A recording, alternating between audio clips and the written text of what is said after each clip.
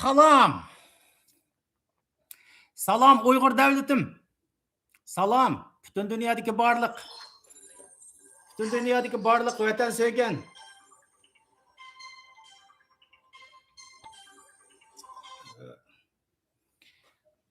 Salam butun dunyodagi barliq vatan sevgan qarindoshlar.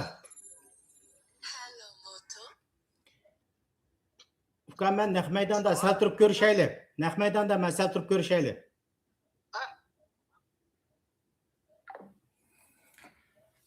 Kechiringlar vatandoshlar. Butun dunyodagi barliq vatan sevgan qarindoshlar. Bugun sizlarning yana oldinglarda vatandoshlarimiz. Bugun deb kelsak, Cheslaga 1-oyning 14-kuni haftaga chorshanba 2025 vatandoshlar. Sizlar bilan yana shu O'rta Sharq balasi tugamaydigan, g'avg'osi tugamaydigan urush jadalni yaxshi ko'radigan desak bo'lamdi hamda yoki urush jadal bilan yetib qopadigan xalq deymizmi? Va yoki hamda Xudoni hamma odamlar bu shunday ishlar bo'lingan vaqtning o'zida Xudosiz qil tavirmaydi dedi yoki bularning ustiga Xudoyim shunday urush, chepish, qirish, o'ltirish bir-biriga o'tirib shunday qiladigan ishlarni shu teriplatgan yamu men deyman Xudoning balasi tekkan hech qanday vaqt bir yaxshiligi emas Xudoning balasi tekkan O'rta Sharq deb turib o'ylayman. Yana bu O'rta Sharq haqida, Eron haqida so'zlaymiz vatandoshlarimiz. Chunki men erta ish qilmoqda ekanman. Yana 2 hafta turamizmi, 3 haftami qanchalik bilmaymiz vatandoshlar. Men yangi bir boshqa platformaga kirib ishlamoqchi. Shunday bo'lgan vaqtning o'zida kam degan chaqda 2 hafta, 3 hafta atroflarda hamda yo'qolib ketganda qilma. Ammo O'rta Sharqning ishlari bugun Xudoning balasi kelgan bu Eronning vaziyatlari O'rta Sharqning ishi bugun qaynig'iltudi. Ko'rdinglarni vatandoshlarımızdan har yerdan telefon kelib, bu nima ish bo'layotdi, qanday ishlar bo'layotdi deb do'stlarimizdan har turli savollar kelgan bo'ldi. Sho'ng men bugungi Eronning vaziyatini ham xalqaro vaziyatni ozroq tushuntirib qo'y deb o'yladim vatandoshlar. Menga deb kelgan vaqtning o'zida rostdan desam bu O'rta Sharqning ishlaridan vatandoshlarim ho'p ketiqliq. Endi rostdan desam men so'zlamasam, gap qilmasam, ular To'ndi bo'lib ketyapti.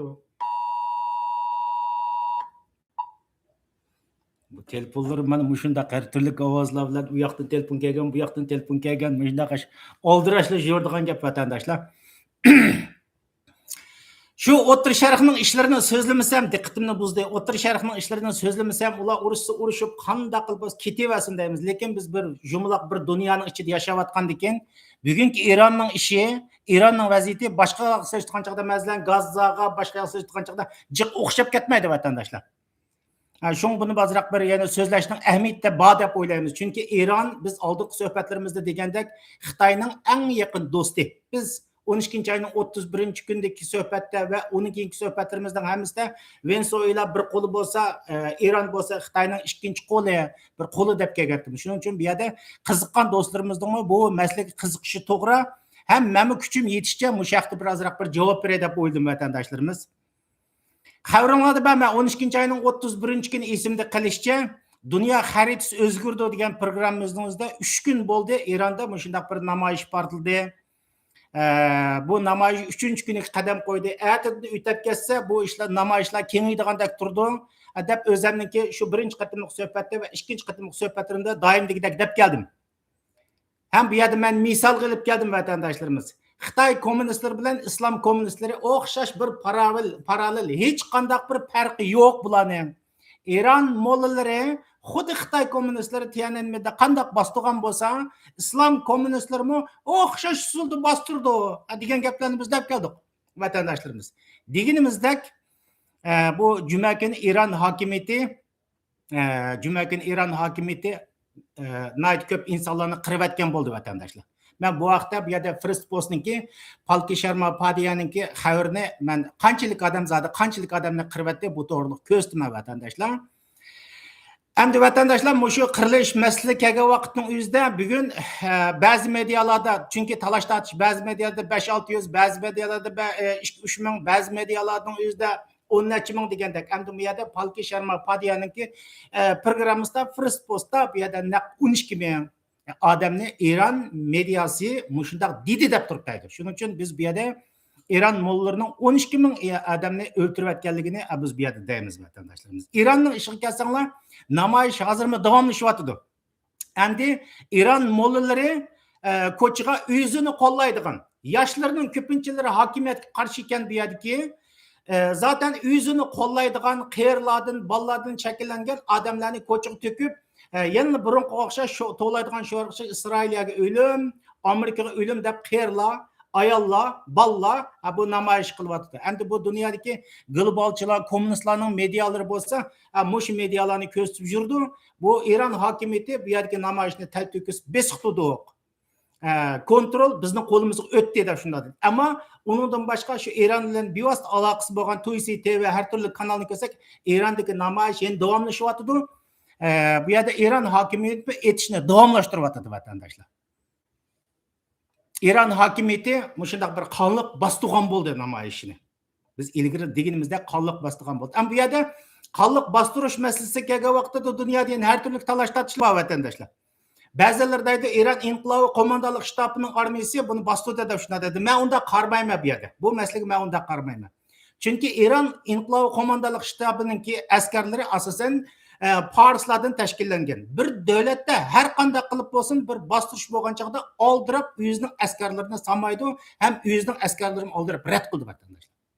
Masalan, Xitoyda Beijingda namoyish bo'lgan vaqtning o'zida Beijingdagi atrofidagi armiyani ish qilsamay, uni acha Sichuan boshqa yerdan askarga kirib bostirganlik xabarini biz ko'rib turibmiz vatandoshlar. Qanday qilib bo'lmasin, bir davlat armiyasi o'zining xalqini bostirishga kelgan vaqtingizda, qirib o'ltirishga kelgan vaqtingizda har qanday qadamni oldirib qo'yib bo'lmaydi vatandoshlar.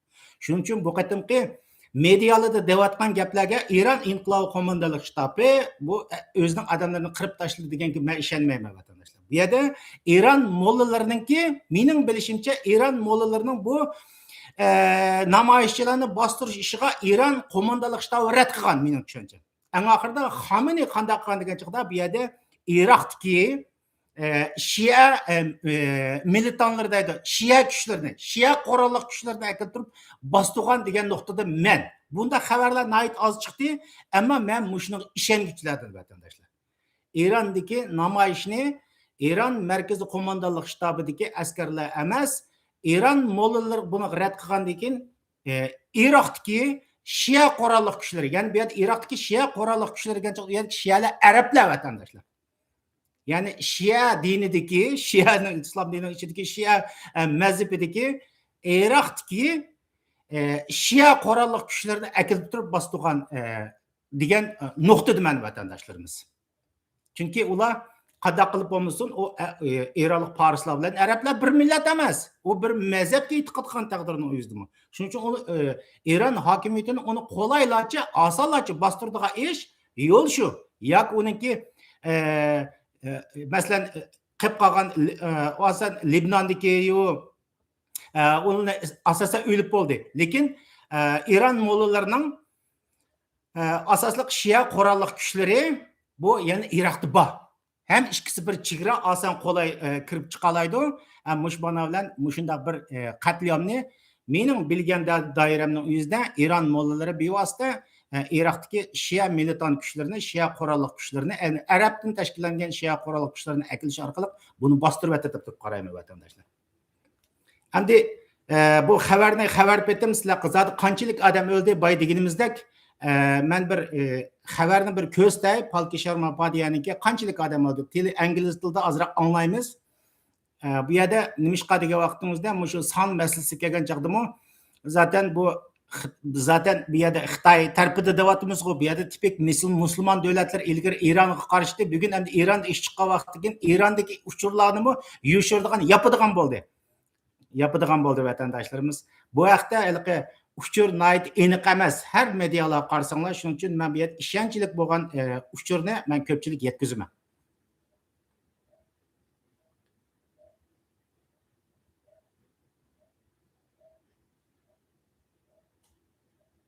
Chiqadigandak ko'rindi, bu ba'zan chiqmasib qoldi bu. Then comes the heart of the piece, the diamond. With absolute precision, it is placed and Ha. You're dealing with us.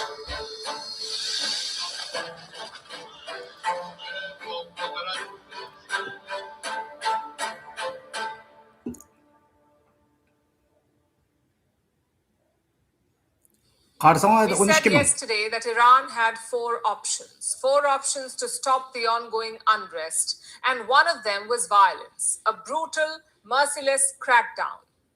Looks like the regime has chosen this option. As we speak, internet is still banned in Iran, but some videos have started to trickle in, and I must say, they are disturbing. They reveal the scale and brutality of what's happening in Iran. Let's start with numbers. One Iranian official says 2,000 protesters have been killed so far. One Iranian media house says 12,000 have been killed. Ko'rdingmi? Let me repeat that. Eronning amaldorlari bu yerda 2000 odam deydi. Bu yerda Palki Sharmanning degan so'zning o'zida pokitlik turdi. Eron mediasining degan gapining o'zida o'zining deganda 12 ming deb turib shunday deydi. 25. That's an actual war spread over 365 days. In Iran, more civilians were killed in 15 days. 15 kunning And ichida most of the mushrik odam brutality was o'ltiryapti deydi. reportedly unleashed on two nights, the nights of January 8th and 9th. If true, then this could be one of the deadliest episodes in Iranian history. Birinchi ayning A case of 10 mass kuni kecha slaughter deydi. and murder. Tonight we bring you the evidence of this evil. And we'll start with a hospital in Kahrizak. This is a city located in just south of Tehran. Videos show a medical center lined with dead bodies. Take a look at this. Odamlar qaranglar, tizvatgan odamlarga. O'ltirayotgan odamlarni o'ltirib, oyoq tizib qo'yib, odamlarga ballaringlarni, urug' tuqqanlaringni tepib olinglar deydigan gap. Bundan vahshiy videolar bor, uni ko'rsasak, mana YouTube'ni cheklaydi meniki. O'tganda degandek. Hozirmi qattiq cheklikning Dozens of ichida. bodies strewn around, desperate families searching for their kin. Such videos have emerged from across Iran. The problem is we cannot verify the dates. Maybe these videos are from the weekend, maybe they're from last Friday, maybe they're from yesterday. The fact is we do not know. As long as we don't know, we cannot gauge the current situation, what is happening now. It's not clear. In fact, let me show you another video. And This is from a cemetery in the capital, Tehran. You can see that dozens of mourners have gathered. They're shouting, "Down with Khamenei." Khamenei taxtdan tushish deb yana namoyish bo'layotdi deydi.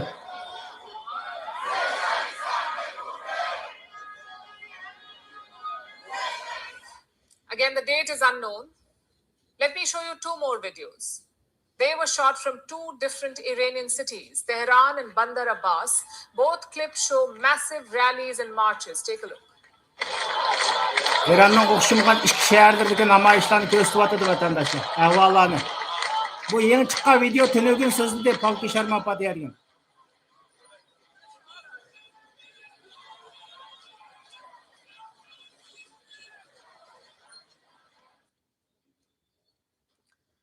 Again, same problem. Did these protests happen yesterday or did they happen last week? Thanks to the internet shutdown, we do not know.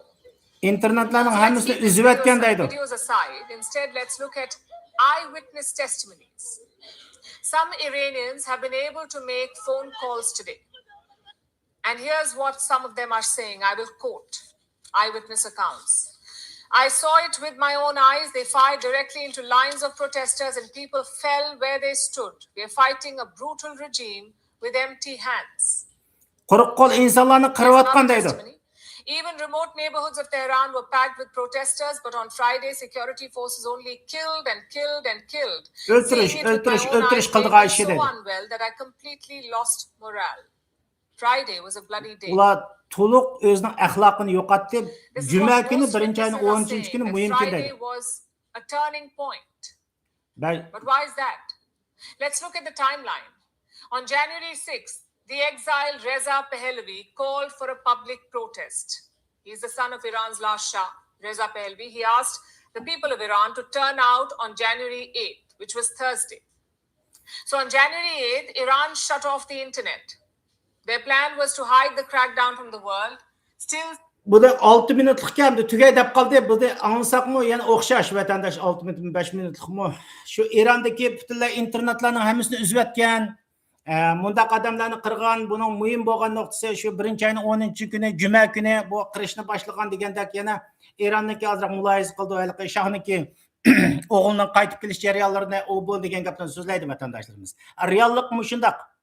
Mana endi bu yerda biz aniq sonli ko'pchilikka dedik. Yani cuma günü 1-oyning 10-kuni o'tgan bu yerda mening xotir esimda qilishcha, ammo son 12 ming odamni to'liq qirib o'tganda hozirgi chiqayotgan xabarlarda undan yuqori mau Yahudlarning boshqa kanallar va shaxsiy kanallarda ularning o'tkir xabarlarni berdi. Ularnikida 20 ming atrofida deyotdi.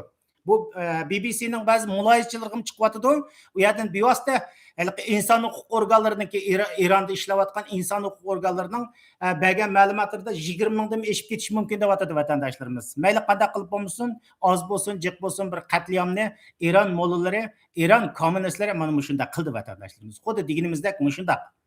Bularning qildigan yo'li ana qon ichish, shunday qon ichish vatandoshlar. Hamda nima bo'ldi degan vaqtimizda ayni vaqtida Iron xalqi Iron mollariga agishib qo'y Gaza deb o'zining Iron mollalarining shu taxtga chiqqandan birisi 47 yildan birisi topgan pullarining hammasini Gazaga, Lebnonga, Liviyaga, Iroqqa falan to'kin etib bu nomrat xalq shu mollalarni kendi mansaq yaxshi bo'ldi deb voy Gaza, voy Lebnon falan to'kin deb ham oshyalansh qilib shularni qo'llabdi. Mana qo'llaganga to'yg'izib mana hokimiyat chiqib endi shu Gazani qo'llagan xalqimiz shu. Endi hokimiyating maash xato degan vaqtimizda Gazani qo'llagan odamlarni qirib tashlaydigan gap. Mana bu idea shu vatandoshlarimiz. Bularning qo'ldan keldigini islom kommunistlari bilan Xitoy kommunistlarining qo'ldan keldigini u qanday qilib bo'lmasin qatliam. İlgirki so'zlarimizda deb kelganda bularning vujudidagi qatliam vatandoshlar. Endi ish shunday ketyapti. Buni jiq uzatmasak, buningga munosabatlik masalan Tönögün Trump bir söz qildi sosyal medyada Iron xalqiga uchur yo'ldi. Undan burunqilarimiz deb bo'ldik. Ya'ni Trumpning Tönögün sosyal medyada yo'llagan uchurda Iron xalqini hukumat o'rinlarini egallashni, namoyishni qat'iy davomlashtirishni, ya'ni qahramon Iron xalqi namoyishni qat'iy davomlashtiringlar, qo'linglarda kelsa hokimiyat o'rinlarini egallanglar, yana qo'linglarda kelsa sizlarni qirg'on, o'ltirgan qanday shaxslar bo'lsa ularning ismlarini yaxshi xotirlanglar, ular badalni nihoyat qattiq to'laydi deb andin Ironni buyuk qilamiz deganda shuarlar bilan deb andin bu yerda yordamim yo'lda degan gaplarni dedi. Deb uchurni yo'lladimdi vatandoshlarimiz. Qazada qandaq bo'ldi Ironga? Amerika bu yerda ikkinchi bo'layotgan talash tortish qadaqsa Ironning taqdiri qandaq bo'ldi? Ba'zi medialarda deyotdi Amerika hukumati bu yerga qurolliq hujum qildi. Hujum qilgan chaqda andaq qildi, mandaq qildi degan gaplarni ba'zilar deydi, hech qanday harakat qilmaydi. Ya'ni burunmi Amerika harakat qilmaganda harakat qilmaydi deb turib, mushu muloyizalar dunyoda bo'layotdi vatandoshlarimiz. Endi burun mening bilishim bo'lgan vaqtimizda Trumpga bugungi real vaziyatni biz Trump apandimning ideologiyasidan tutgan yo'ldan kuzatishimiz kerak vatandoshlarimiz. Bir, Trumpga bu yerda Xitoy bilan etishyotdi. Moyat atgan chaqda Xitoy bilan etishyotdi. Venesuelaga kirishning o'zimi baribir chiqqan chaqda Xitoy, bugungi Ironning o'zimi baribir Xitoyning bir qo'li vatandoshlar. Trumpga men bu yerda harakat qiladi. Masalan, havodan bombalamdi va yoki Madroni epqashqandek epqachamdi va yoki uni majburlash orqali Rossiyaga boshqa davlatga keltirib o'tish orqali Iron rejimini taxtdan tushiramdi. Qaysi xil alternativni qo'lida biz bilmaymiz vatandoshlar. Lekin boshqa dunyo medialarida selishtirayotgandek Amerika hukumati Ironga harakat qilmaydi. Bu xalqning o'lgan deganga men ishonmayman vatandoshlarimiz. Ham bugun ko'rsizlar, uzoq qolmay endi dag'esishni boshlaydi. Chunki bular insonni ibrat deydi. Ibrat ko'rsatish uchun ani kechida kirib etayotgan bo'lsa, bular ilgirdan qilayotgan endi ko'chaga chiqib turib, kran bilan bog'lab dag'esishni boshlaydi. Ma qassablar. Ham bundan nurg'a odamlar andish qilyotdi. Turmag'ilning odamlar 20 necha mingda shuna deb hech kim bilmaydi. Endi xulos gapim kelsam, Trump'niki buningga men qanday qilib bo'lmasin bir harakat qo'llandi degan tarafdorman vatandoshlar. Chunki bu yerda biz Venesuelaga tutgan pozitsiyasini ko'rdik. Ironga bu kayni-kaynidan uchurlarni berdi. Sen mening bir qizil sizig'im bor, xalqingni qirma, qirsang sening oqibating nihoyat qattiq ig'ir bo'ldi degan gaplarni deb keldi vatandoshlarimiz. Buni endi nurg'un odamlar bu suiiste'mol qilib mulohaza qilyapti. Ya'ni bu Eronda 2008mi, 2009mi masalan bu aniq xotiramda yo'q. Masalan 2017-18 atrofida yana bir qator 2022-si yana bir qator namoyish chiqib, bu yerda xalqni har doim chiqqan namoyishlarni bular Eron hokimiyati bostirib kelgan. Shuni ko'z oldiga keltirish orqali dünya medyalari Trump efendimi bunun nisbeten harakat qilmaydi. Eron xalqining qirlig'ini qirg'an deb tushunadi. Ularning deyotgan so'zimi to'g'ri, ammo bugun Trumpning metodini ko'rsak, men andoq deb turib qarmayman vatandoshlar. Buningga qanday qilib bo'lsa bir harakat qilindi. Endi ilgariga kelsak vatandoshlar, u vaqtning o'zida 2014dan 2018gacha bo'lgan jarayonlarning o'zida namoyishlar nayt avjiga chiqdi. Eron mo'llalari qarshi namoyishlar chiqqan vaqtning o'zida Barack Obama endi tegin aytgancha bir tipik sotsial kommunist. U Eron mo'llalarini qo'llagan moyatda vaqtning o'zida.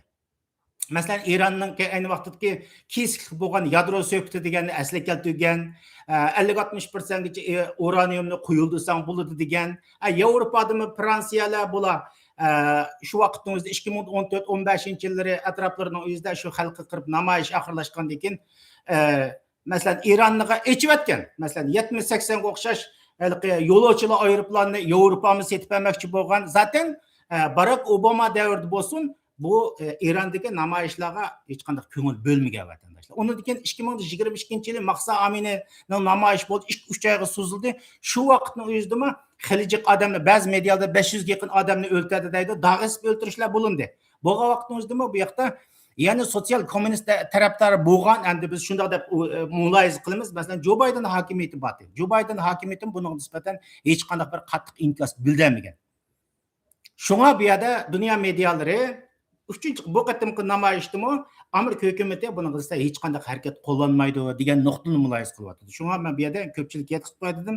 Vatandoshlar, ilgirki namoyishlardagi masalan hozir deb o'tdim, Barack Obama qandaq masalan Bayden efendim davri kelgan vaqtning o'zida bu namoyish chiqdi, ammo bu yerda nima urush, nima isboti Rossiya Ukraina urush chiqqan mezgilga to'g'ri keldi-da bu ishlarmi? Balkim u vaqtimizda Baydenmi asosliq zihniyatini bu yerda Rossiya Ukraina qaratgan bo'lish mumkin deb o'ylayman. Mayli qanday qilib bo'lmasin, Barack Obama davrida bo'lsin va yoki Jo Bayden davrida bo'lsin, bu namoyishlar bo'lindi. Buning nisbatan Amerika hukumati hech qanday tadbir qo'llanmadi. Ya'ni 2014dan 18gacha bo'lgan jarayon o'zida taxt tutgan masalan Barack Obama qanday qildi desanglar, masalan Suriyada ishga urush chiqdi.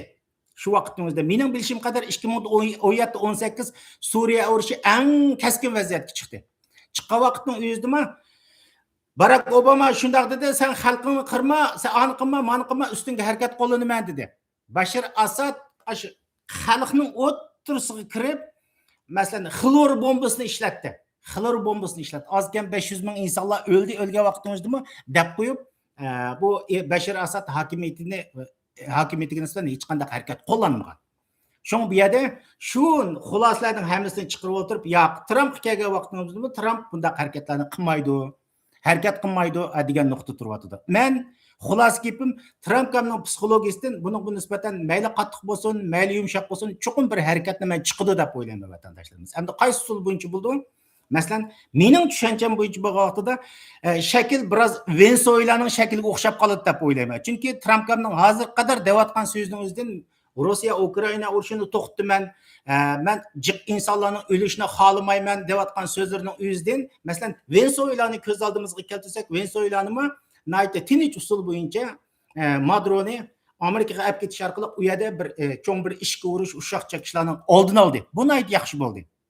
Endi Erondagi masala kelgan vaqtimizda qanday bo'ldi degan vaqtning o'zida mening tushuncham Eron mo'llalari qanday qilib bo'lmasin, bu yerda Trumpning sizg'an begunoh insonlarni o'ltirmaysan degan bu sizg'ida eshib ketdi. O'tib ketdi endi. Qanday bo'lgandan keyin bu yerda bir harakat qo'llanish usuli chiqishi kerak. Qanday harakat? Mening bilishimcha hozir ba'zilar mulohaza qilyapti, endi Eronda ishga urushildi, anda qildi, bunda qildi. Buni men biroz hozirgi vaqtimizda jiroq deb turib o'ylayman. Endi Trump ham qanday harakat qo'llandi desa, mening alternativim qattiq besim ishlatish orqali ya Rossiyaga boshqa bir yerga katirib o'tdi. Rus yoki Xitoy bir davlat olaman desa katirib o'tish ehtimolligini qildi mo'llalarning. Ikkinchidan, buni ham unimiga vaqtning o'zida mening tushuncham, mo'llalar turayotgan yerlarning hammasini mo'llalarni o'tirib go'mushtib urdi. Ya'ni buni cho'ng doiralik emas, nuqtali qoldi. Shu mollalarning turayotgan o'rinlari, generallari hammasini urdi endi. Buni ilgari bu ishlar bo'lindimi? Bo'linmadi desak, bo'lindi. 12 kunlik Isroiliya Eron urushiga kelgan vaqtimizda Eron Xomeniyning yanadagi generallarini uylarida etib o'ltirib, bombalab o'ltiryapti. Andaq bo'lgandan keyin buni qilmadi emas, qildi. Biz buni ko'rdik. Shuning uchun buni ikkinchi qatamı yana mush usullarni qo'llanish orqali Eronning mollalarini, nuqtliq yerlarini vang o'ltirib, andaq bo'lmagan bo'lsa, mana munchilik odamlarimizni o'ltadik, munchilik generallarimizni, munchilik mollalarimizni o'ltadik.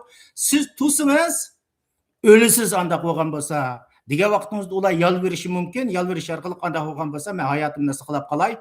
Yoki bo'lmasa hozir menga Bashir Asad Rossiyada o'rin tayyorlab qo'yib shu yerga ketay deyishi mumkin. Ish qilib, mening tushuncham Trumpga buning nisbatan javobsiz qo'ymaydi vatandoshlarimiz. Mening tushuncham shu.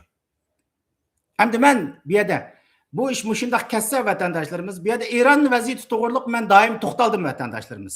Eron vaziyati to'g'riliq men ilgari 2 yil avval Vatan qo'shilgan millat tang davlat degan programdami 2022-yili Maqsa Aminaning harakati chiqqan vaqtning o'zidami men takror deb o'tirib bu Eron mollalari bu qitimliqni bostirgan bo'lsa yana bir qator chiqadi, yana bir qator bostirgan bo'lsa yana bir qator chiqadi. Chunki bu xato, bu sistema xato. Andaq bo'lganken bu yerda takror chiqadi. Eron eng oxirgi bir parchalanish yo'liga kirdi degan gaplarni deb kelgan vatandoshlar. Men yana shu nuqtada vatandoshlar, Eron baribir parchalanib ketdi vatandoshlarimiz. Menimcha hozirgi vaqtimizda masalan Trump gap deylik. Masalan biz misolga buni tushuntirsak misol qilaylik. Trump ham qanday qildi degan joyda xuddi Madroni ep ketgandek ep ketmas, undaq ep ketmaydi deb turib o'ylayman. Ammo Eronning amaldorlarini, mollalarni va mollalarga vakillik qildigan generallar qatorlarni shu nuqtali holatda vang urib etib, ularni taxtdan tushiribdi deydi. Molla taxtdan tushib ketdi deydi. Molla taxtdan tushib ketgan vaqtimizda Eronda hokimiyat kimning qo'lida qoldi desa, xalq saylagan Pezeshkiyanning qo'lida qoldi vatandoshlar. Eronda bu yerda hokimiyat ikki. Bu yerda bir xalq saylagan bir hokimiyat bor, ya'ni mollalar haliqi vakilga ko'rsatgan, nomzodlik ko'rsatganning ichida bu yerda uni xalq saylaydi. Ya'ni bu xalq saylagan Pezeshkiyan degan bu yerda bir hokimiyat shakli bor, ammo Eron mollalar boshqaradigan eng asosli kuchni tutib turadigan Eron mollalari bor. Bu yerdagi muhim bo'lgan problem qaysi desa Eron mollalari va uning rejim kuchlari endi. Ammo bu yerda shaklga bo'lsa-mu, bu yerda Eron xalqi saylayotgan mayli qancha % bo'lsin, bu yerda Pezeshkiyan deydigan bir lider bor endi.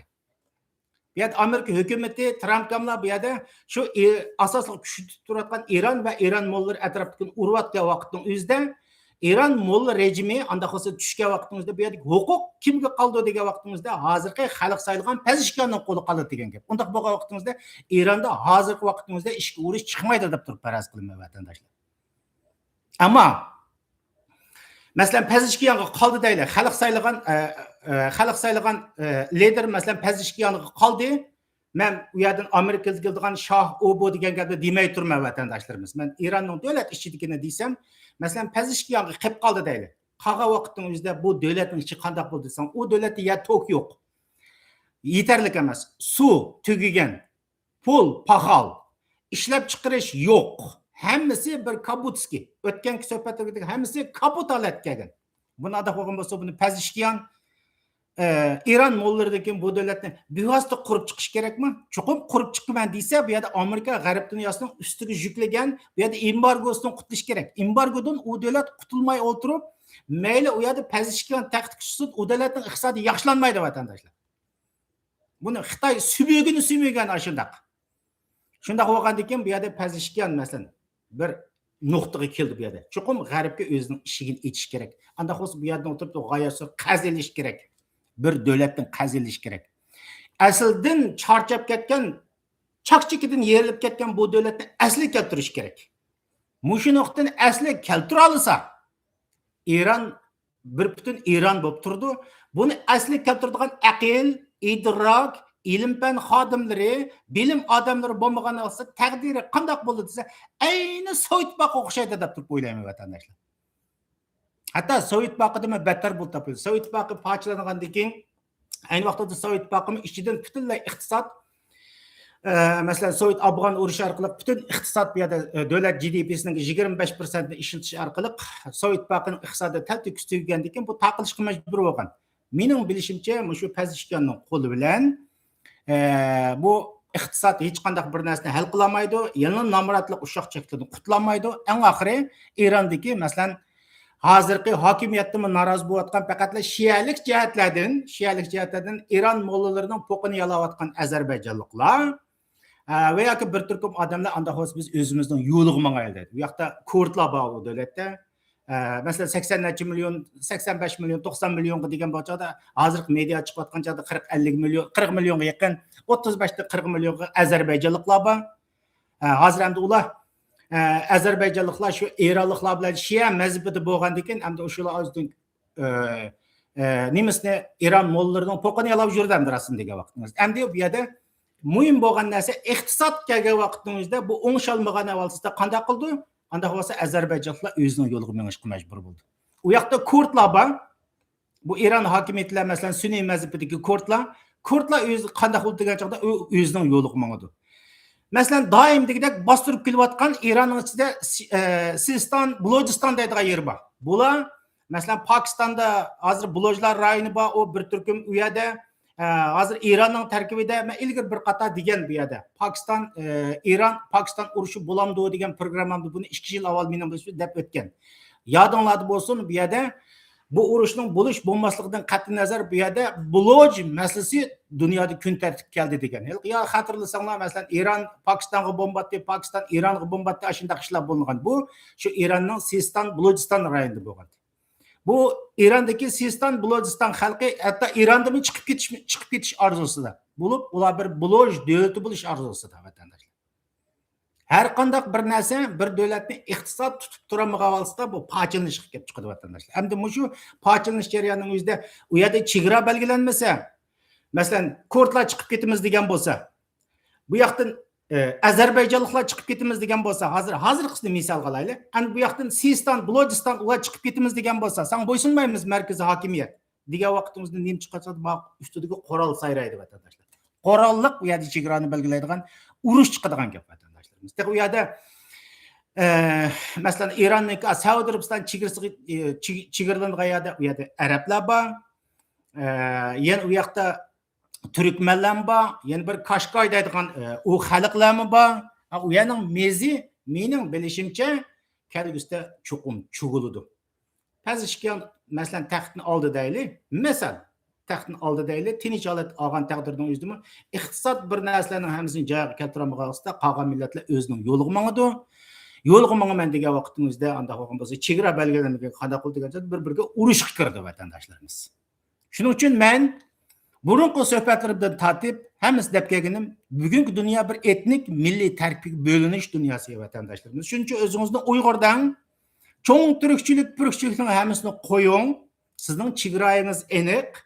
Xaritada Uyg'ur turdi, anda bo'lsa Uyg'ur davlatlar ishingizga yo'lingizga mangayvering degan gaplarni deyishimiz mana shu vatandoshlar. Menimcha Eronning ahvolini, real ahvolini desak vatandoshlar. Menimcha bo'lgan vaqtingizda zaten mencha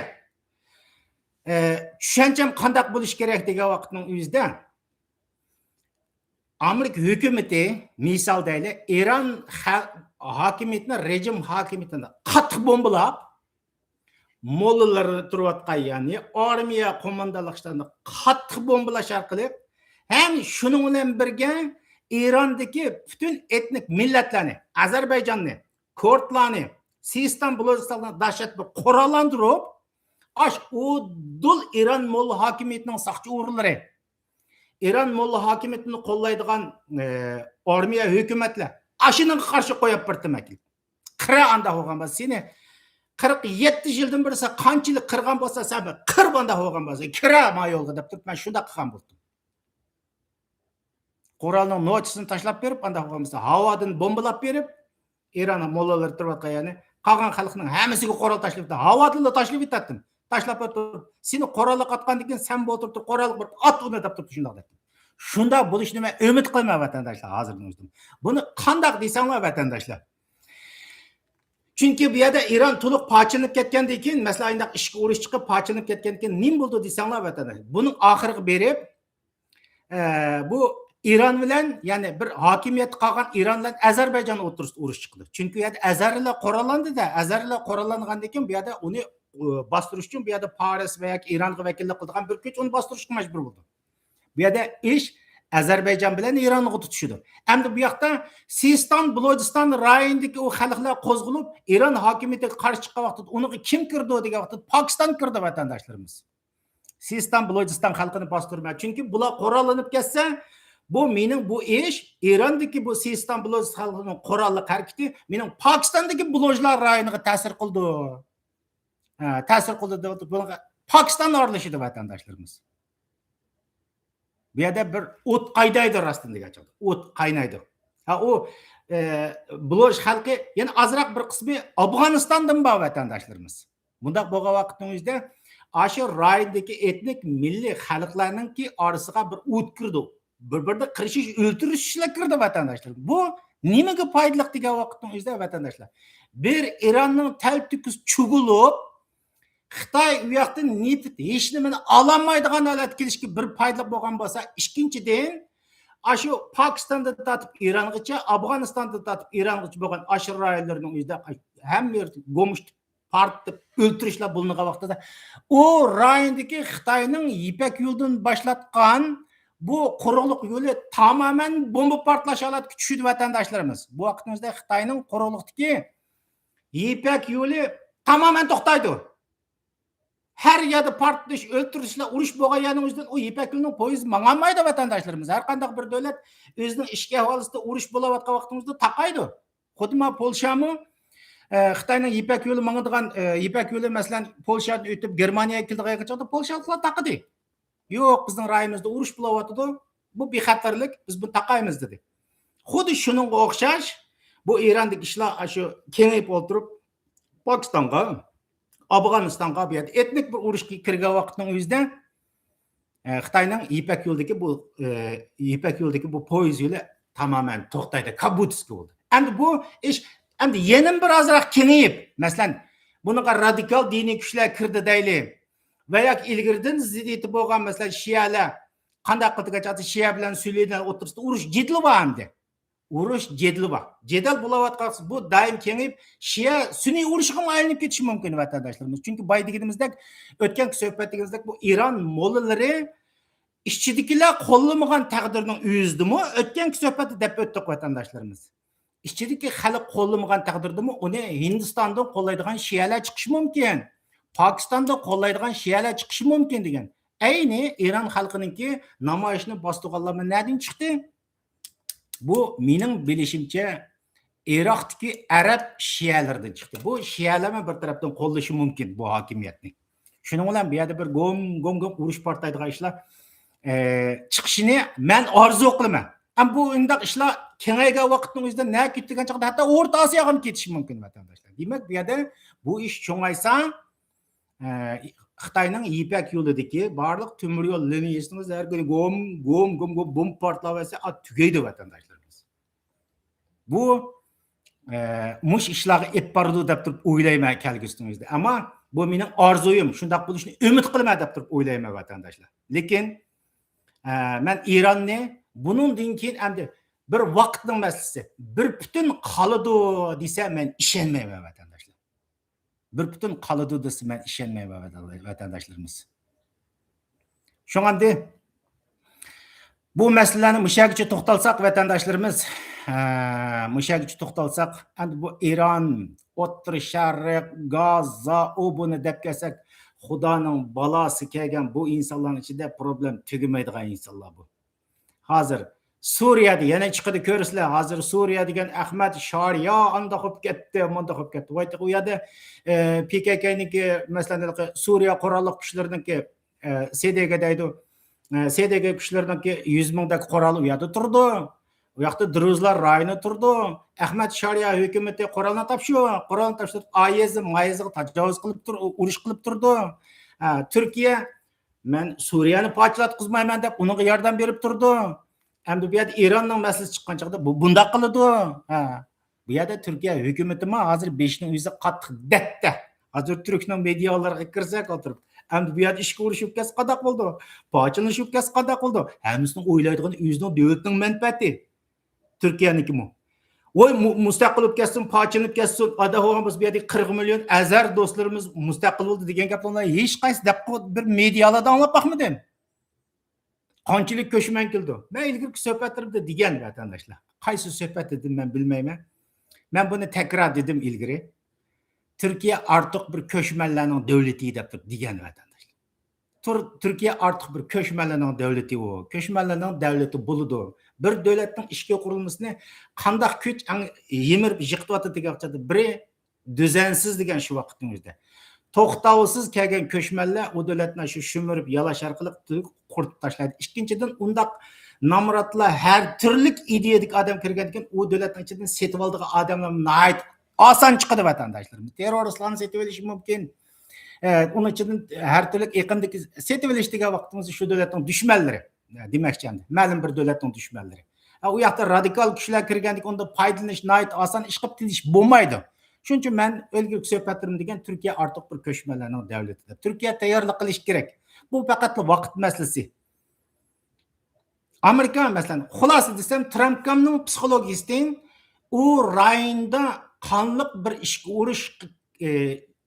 ishga urishning oldini olish shaklida qanday qilib bo'lmasin Eron mollalarini tushirdi degan nuqtada.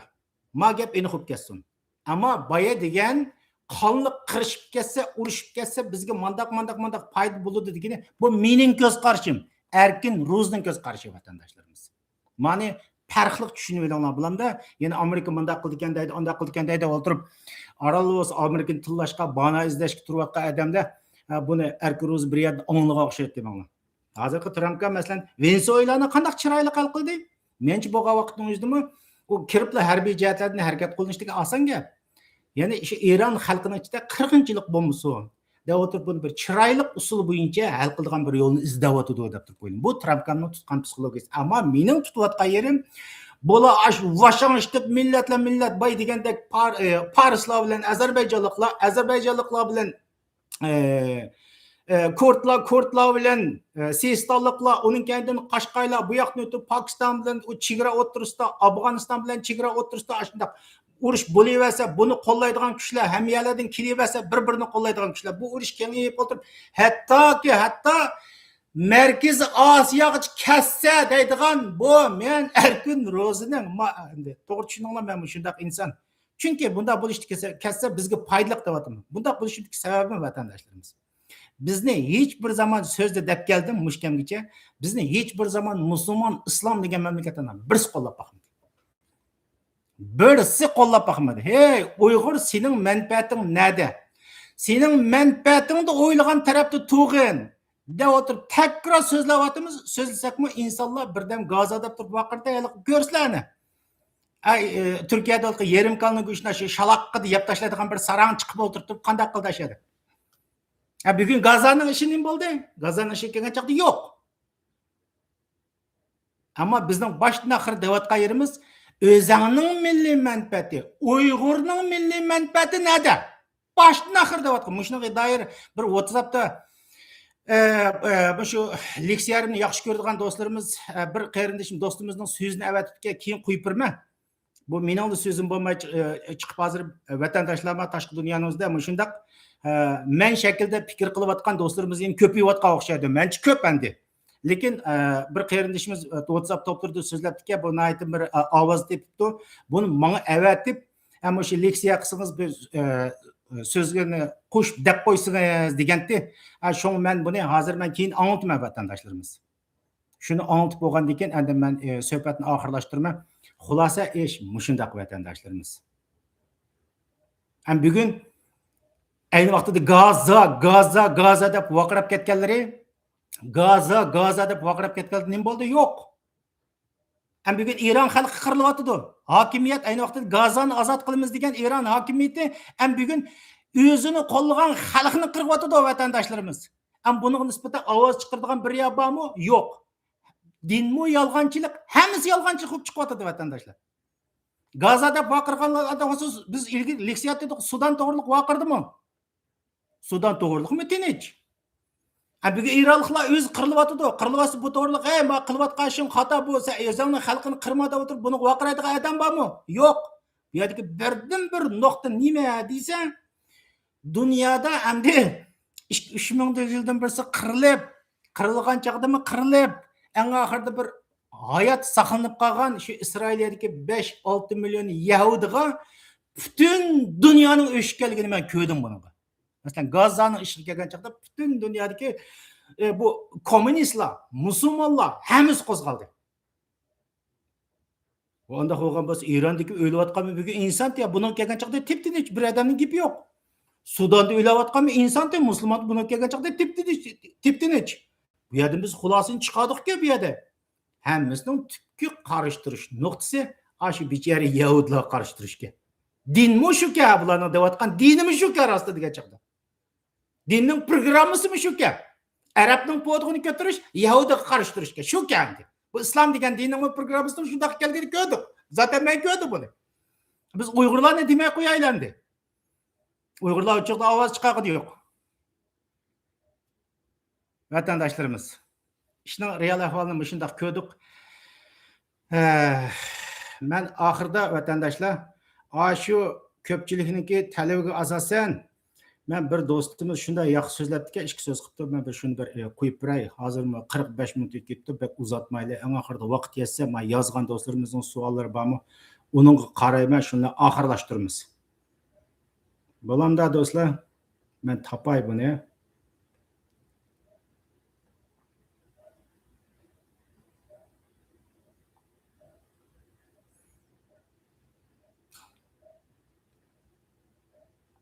Men bu haqda bu Turkiya Amerika munosabatlarini, Isroiliya munosabatlarini bundan ilgari chiq so'zlab ketgan edim.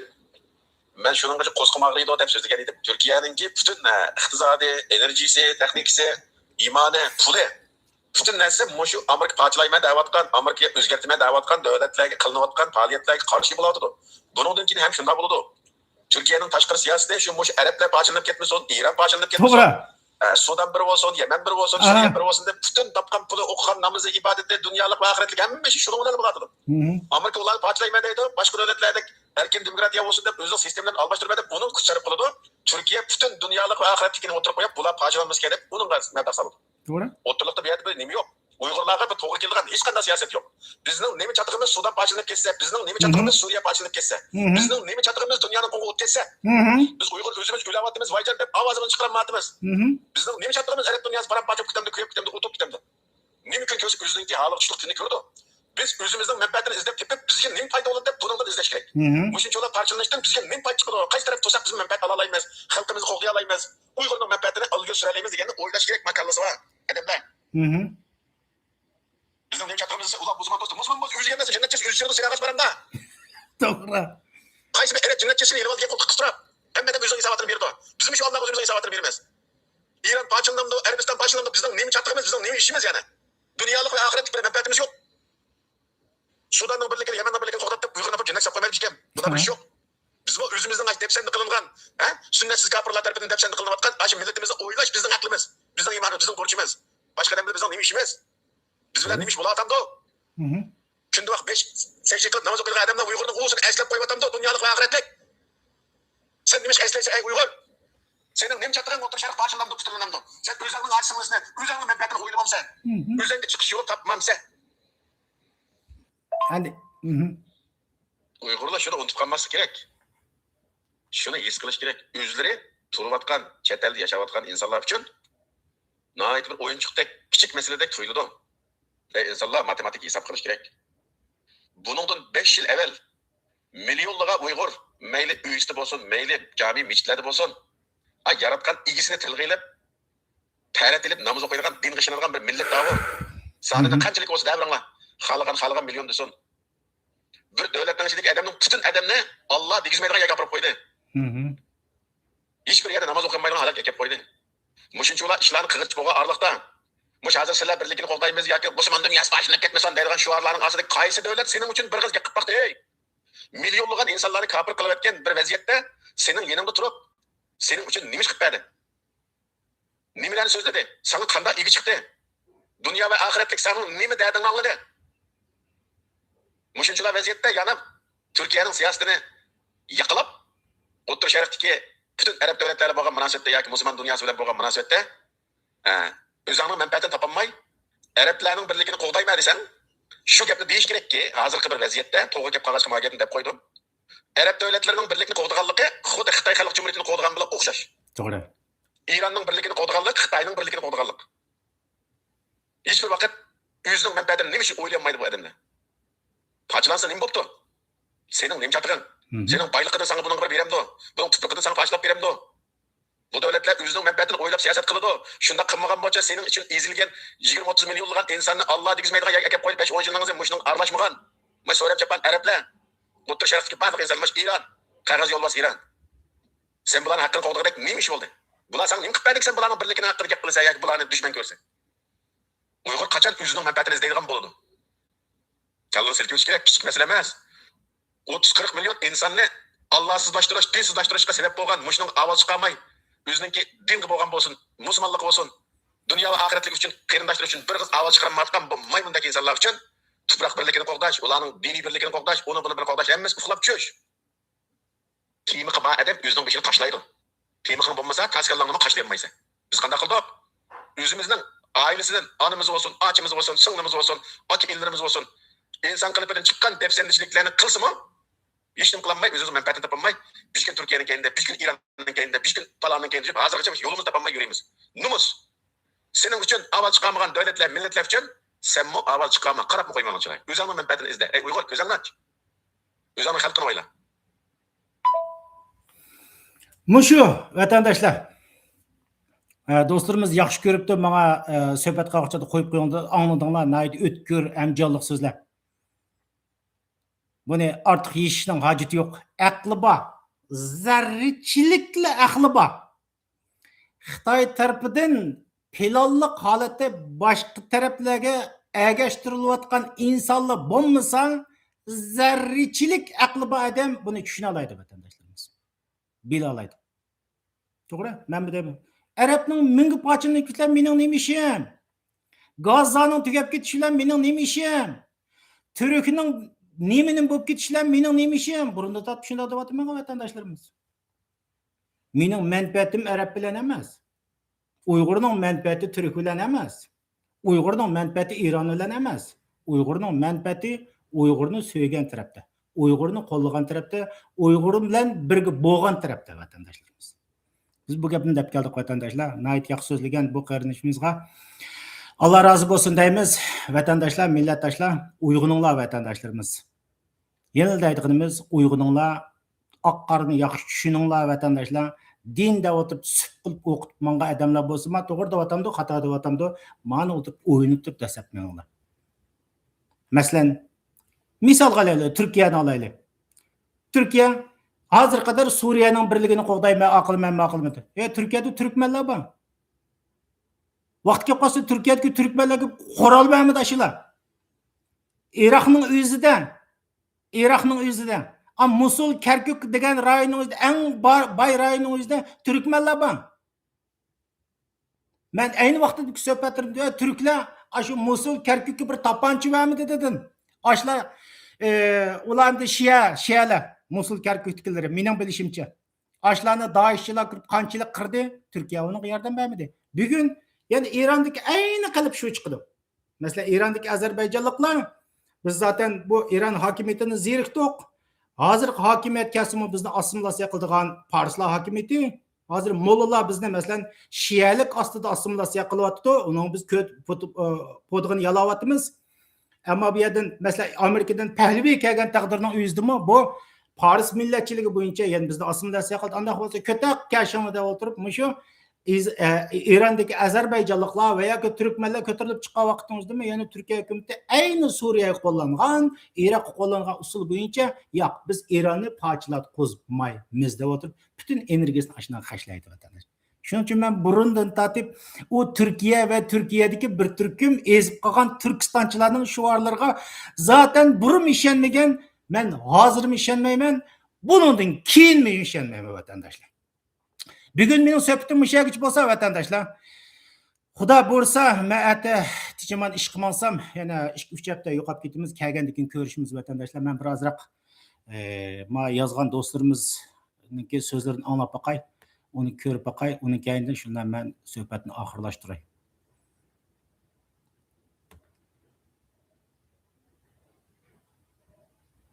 Bu yerda inglizcha xuddi ruscha xat yozibdi bu yerda. Bu yerda Zhirinovskiy deydi. Zhirinovskiy Ukraina etu. Bu yerda savol emas ekan. O'zining ko'z qarashini yozibdi, shuning uchun bunga bir narsa desak bo'lmaydi ekan. Zhirinovskiy pro Великой Turana deydi.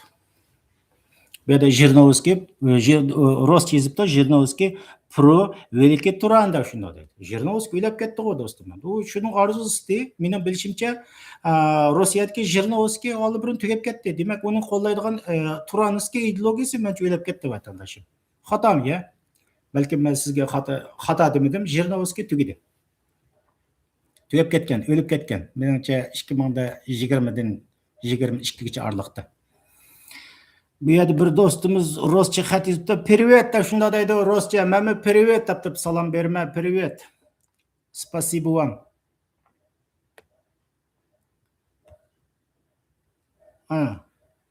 Birisi bu yerda Umaxun Hassan deydi. Bu yerda bir nimalarni yozibdi. Men shunaqa odamlar kirdi kelib, qalayimqan gaplarni yozib yurdi. Endi bu aql yo'q bu insonlarda vatandoshlarimiz. Aql yo'q. Hozir bu yerda davatxona buni eshitgan chaqda men 70man de. Ham bular nerdan yozibdi desa, buni kelib hozir YouTube idorasiga kirib, mishada hammasi turdi bu yerda.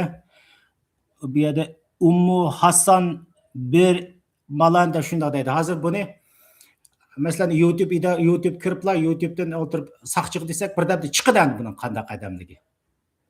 Kim nerda yozayotganligi, nerda turadiganligi hamma narsa chiqadi.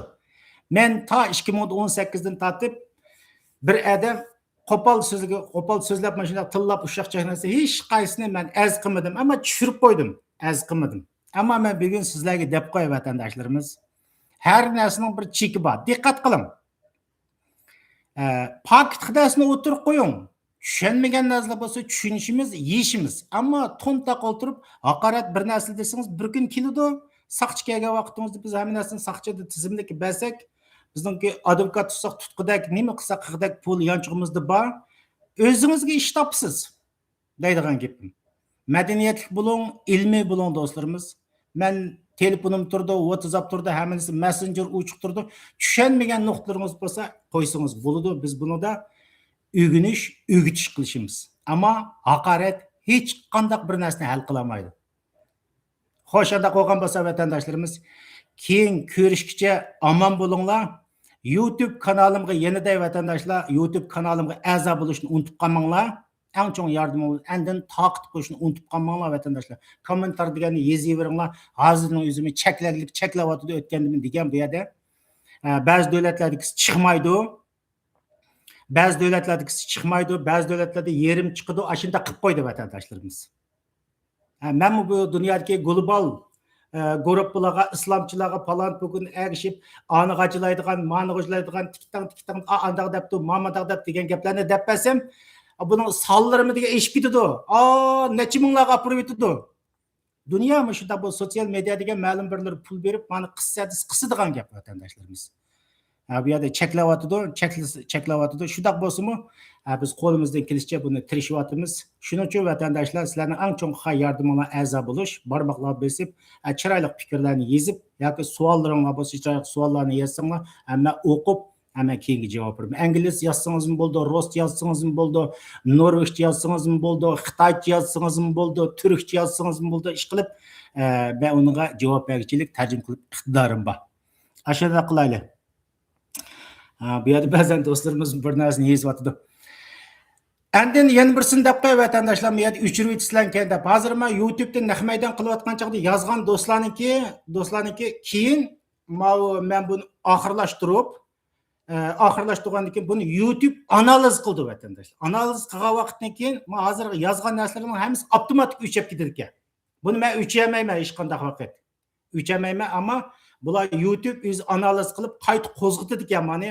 Bu degan 2 kun kam degan chog'da 24 soat atrofida, menimcha 15 soat atrofida bularni muloyiz qildi. So'zdan tortib hamma narsani muloyiz qildi mana. Masalan, terrorga doir gap bormi? Haqoratga doir gap bormi? Ammo deb hammasini süzgüchni o'tkazgandan keyin endiza bu video muqimlashdi deb mening masalan 183 tal video bo'lgan bo'lsa 184 deb bo'ldi. Shuning uchun men bu sotsial mediaga diqqat qilyapman. Sizlarmi mana shunday qo'pol gaplarni yozayotgan odamlar bo'lsangiz diqqat qiling.